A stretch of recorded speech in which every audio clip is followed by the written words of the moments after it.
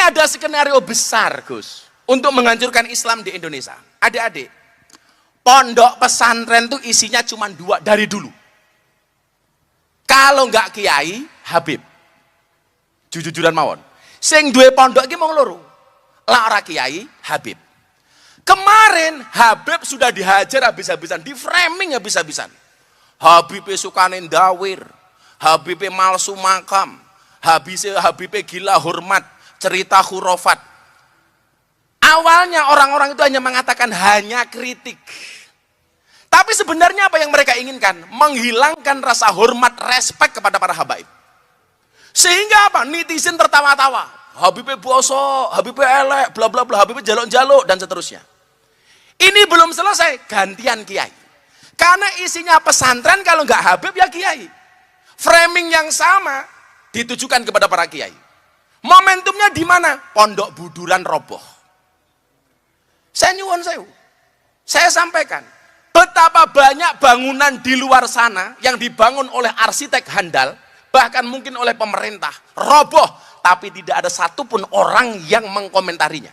Kenapa begitu ada pondok pesantren roboh yang dibiayai oleh kiai sendiri, yang swadaya oleh para santri, justru orang-orang yang tidak membangun ikut-ikutan komentar. Ini artinya apa? Yang mereka serang itu bukan bangunannya, tapi yang mereka serang itu adalah lembaga pesantrennya.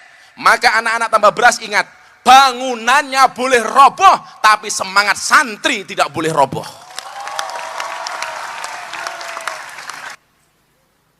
Maka selalu saya bilang, yang ikut komentar hari ini, itu ya golongannya papat iki, Cil. Nggih. Ruwetnya dina iki. Yang pertama adalah, apa mau? Syamatatil a'da. Jelas musuh-musuh kita. Wong sing ora ngerti karo pesantren, nggak ngerti tradisi pesantren, tapi melu komentar. Yang memang dari awal, itu nggak seneng dengan pesantren. Maka saya mencatat, Transkop, Trans TV dan Trans 7 dari awal itu memang banyak nggak suka dengan tradisi Ahlus Sunnah. Contoh, dulu ada selebritis mengatasnamakan hijrah, dia mengatakan apa? Ngadani bayi lahir itu nggak ada dalilnya. Dari awal framingnya memang jahat, Gus. Dia mengatakan bayi lahir diadani nggak ada dalilnya. Kirim doa untuk orang mati tidak akan pernah nyampe. Ini TV-TV ini, Gus. Trans 7 dan kawan-kawan ini. Jadi framingnya dari awal itu memang sudah nggak baik untuk kita. Puncaknya adalah ketika kemudian kiai dianggap memperkaya dirinya sendiri dengan menjadikan para santri sebagai budak. Delalah, Cil, salah musuh. Nggih. Sing di framing sekali Mbah Anwar Mansur.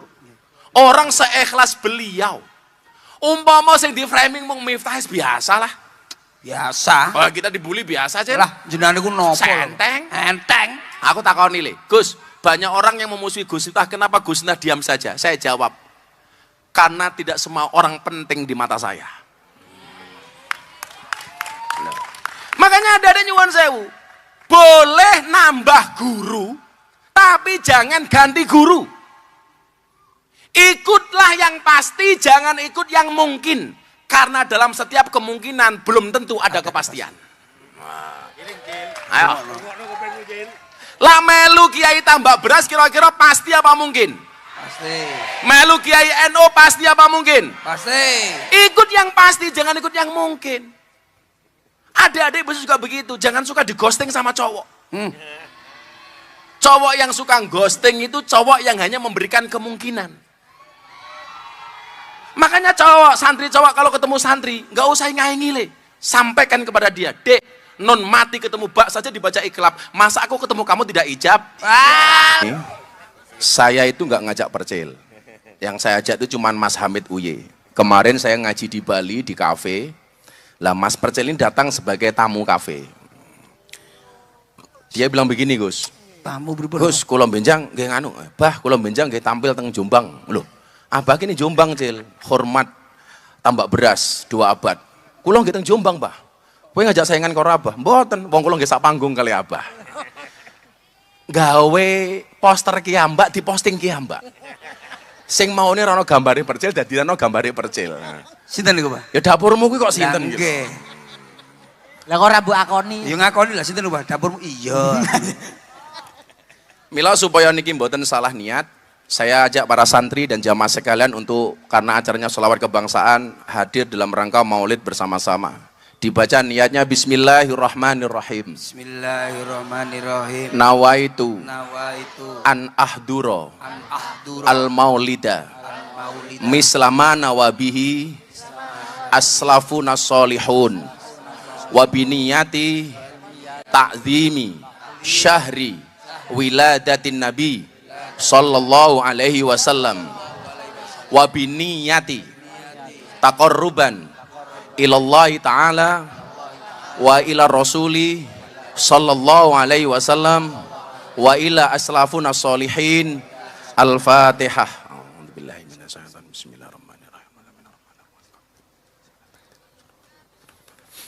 Napa niki perlu diwaca, Gus? Adik-adik santri, saya mau ngomong sebagai orang yang lebih dahulu keluar dari pondok. Saya kalau ngomong senior nggak enak sama percil. Ya, karena percil nggak pernah mondok. Pernah dulu mondok di Hong Kong. penjara. Namanya santri lapas. Penjara nih Pak. Oh, penjara Jil. Nggih, penjara.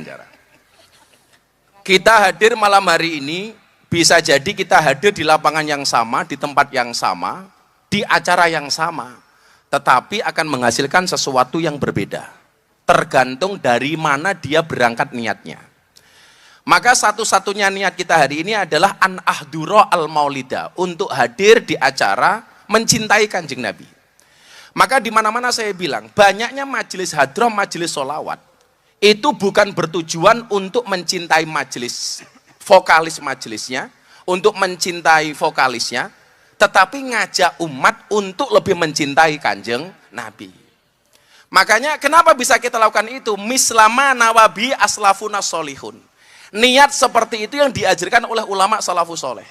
Jadi kita itu adik-adik, ikut acara seperti ini, yang mergomong melu-melu. Melu siapa? Melu salafus soleh. Melu Mbah Wahab. Mbiyen Mbah Wahab juga seperti ini. Makanya santri harus memahami 3 hal. Niteni, neroke, nambai. Kalau bahasanya Gus Am di kampus itu ATM. Amati, tiru, modifikasi. Lawai di wong Jawa, niteni, neroke, nambai. Nah, mengikuti aslafuna soleh inilah yang kemudian hari ini menjadi masalah. Kita kultur santri yang biasa ikut apapun yang menjadi keputusan kiai. Kita hidup di lingkungan pesantren dengan segala kebiasaannya, dengan segala adahnya. Bahkan adahnya ini bisa bersifat khawarik, yang berbeda dengan masyarakat umum yang lainnya. Tapi hari ini justru menjadi masalah ketika sungkemnya santri itu dianggap sebagai sebuah perbudakan. Ketika santri sowan kepada kiai, salam tempel yang itu kemauan santri dianggap kemauan kiai. Saya mau tanya sama adik-adik santri, lah awakmu sowan kiai, salam tempel ikroman wa ta'diman wa mahabbatan kepada kiai, itu karena kepaksaan atau karena keridoan? Keridoan.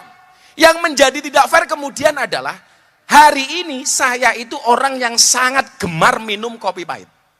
Saya kalau minum kopi, Gus, itu nggak pernah pakai gula. Kopi pahit.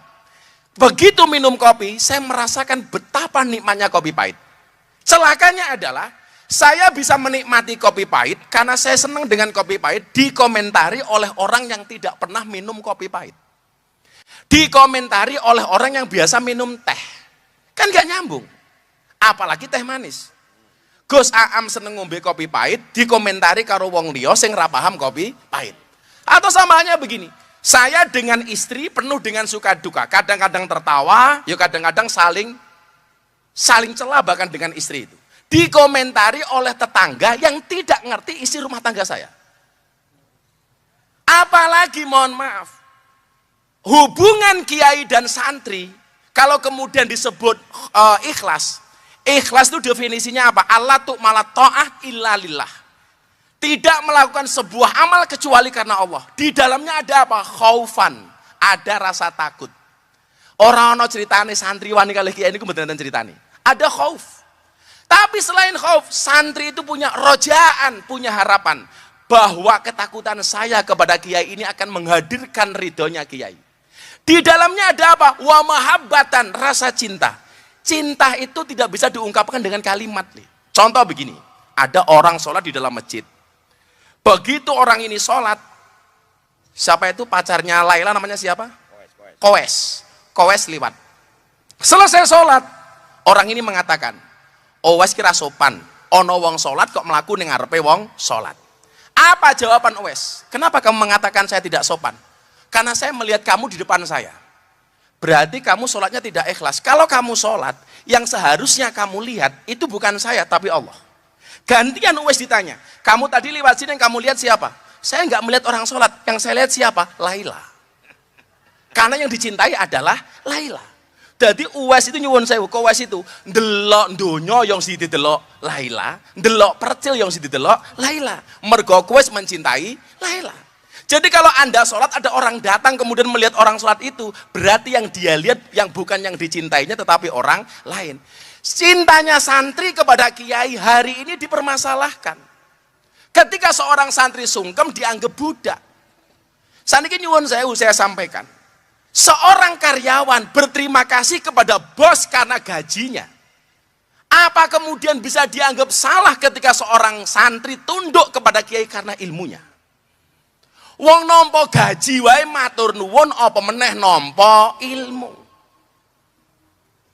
Maka kemudian Al-Imam Al-Ghazali nyuwun sewu. Syekh Abdul Qadir Al-Jailani mengatakan begini, man aradas shalah fal yasir ardan tahta aqdamis syuyukh. Barang siapa mengendaki kebaikan, hendaklah dia berada di bawah telapak kaki gurunya. Maka hari ini saya sampaikan, kalau ngesot di hadapan kiai dianggap budak, kalau sungkem di hadapan kiai dianggap budak, maka Miftah siap menjadi budak kiai selama-lamanya.